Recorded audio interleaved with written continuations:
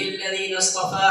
أما بعد، فقد قال الله تعالى في القرآن المجيد والفرقان الحميد: فأعوذ بالله من الشيطان الرجيم، بسم الله الرحمن الرحيم، والذين جاهدوا فينا لنهدينهم سبلنا.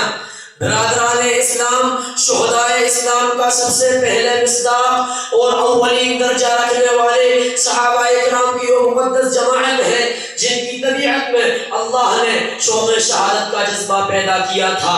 پھر شوق شہادت میں اللہ کی راہ میں گردن کٹانے سے کبھی گریز نہیں کیا. بے خوف و خطر میدان جنگ میں کود پڑتے تھے.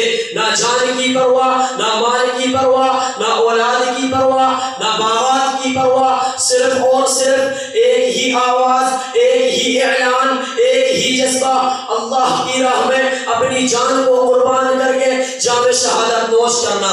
چنانچہ حضرت ابو بکر کو اپنے وطن سے بے وطن کیا جا رہا ہے، حضرت عمار بن یاسر کو شہید کیا جا رہا ہے، حضرت خباب کو انگاروں پر لٹایا جا رہا ہے، حضرت بلال کے سینے پر پتھر رکھے جا رہے ہیں.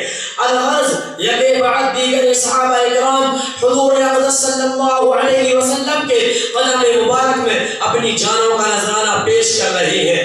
دیکھتے دیکھتے باری آ جاتی ہے آپ صلی اللہ علیہ وسلم کے چچا حضرت حمزہ کی. وہ آپ کی خدمت میں حاضر ہو کر عرض کرتے ہیں: اے میرے بھتیجے، اب صبر کا پیمانہ لبریز ہو چکا ہے، اب قوت برداشت جواب دے چکی ہے، اسی لیے آپ مجھے اجازت دیں کہ میدان کارزار میں جا کر جنگ میں شریک ہو کر جام شہادت نوش فرماؤں.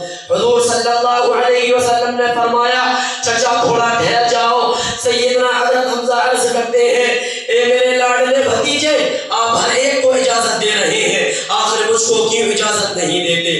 حضور صلی اللہ علیہ وسلم نے فرمایا: وَأَنْتَ سِنُّ لِأَبِي، آپ تو میرے ابو کی جگہ پر ہیں. حتیٰ کہ ایک موقع پر آپ نے مجھے فرمایا تھا: اے محمد، جب تجھے میرا ابو یاد آیا کرے تو مجھے دیکھ لیا کرو، کیونکہ میرا اور تمہارے ابو کا چہرہ اللہ نے ایک سا بنایا ہے. آپ ہی نے تو کہا تھا: اے محمد، گھبرانے کی ضرورت نہیں ہے، جہاں میرا پسینہ بہے گا وہاں حمزہ اپنا خون بہا دے گا.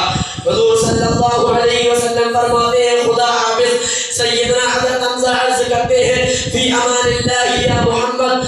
الغرض سیدنا حضرت حمزہ کے جذبہ و طلب اور آرزو کو دیکھ کر، خواہش کو دیکھ کر، شوق کو دیکھ کر حضرت محمد صلی اللہ علیہ وسلم اجازت دے دیتے ہیں. سیدنا حضرت حمزہ میدان کارزار کی طرف چل پڑتے ہیں. کفار کے مقابلے کے لیے میدان جہاد میں اتر جاتے ہیں اور جہاد شروع کر دیتے ہیں. چنانچہ ایک وقت آتا ہے جب سیدنا حضرت حمزہ شہید ہو جاتے ہیں. سیدنا حضرت حمزہ کی شہادت کا منظر یاد کر کے کلیجہ کانپ جاتا ہے، دماغ فیل ہو جاتا ہے، قلم رک جاتا ہے. حضور صلی اللہ علیہ وسلم اپنے چچا کو جسم کو دیکھ کر فرماتے ہیں: اے میرے پروردگار، میرے چچا کی لاش کا کیا حال کر دیا گیا؟